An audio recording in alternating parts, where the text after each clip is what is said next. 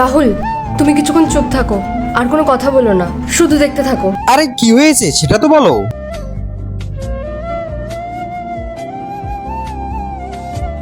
খাবার রান্না করেছো তুমি? এখনো করিনি মা, এই আমি করতেই যাচ্ছিলাম। কেন করনি তুমি? কতবার বলেছি আমি বাড়ি আসার আগে খাবার রেডি করে রাখবে, করনি কেন তুমি? মা, আসলে আমার খুব মাথা ব্যথা করছিল, তাই আমি ভেবেছিলাম কিছুক্ষণ পরেই রান্না করে দেব। মাথা ব্যথা করছিল? তাহলে আমি রান্না করব নাকি? আরে আমাকেই যদি রান্না করতে হয় তাহলে তোমাকে কেন নিয়ে এসেছি?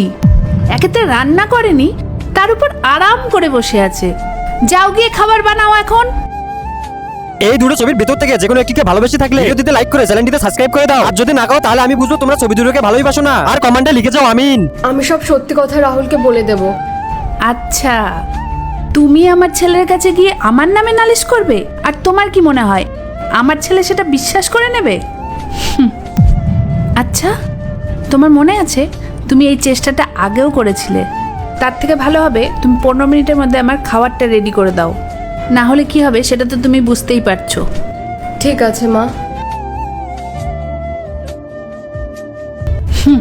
ও ভুলে যাচ্ছে ওর হাজবেন্ডের আগে ও আমার ছেলে, আর ও আমার কথাই শুনবে।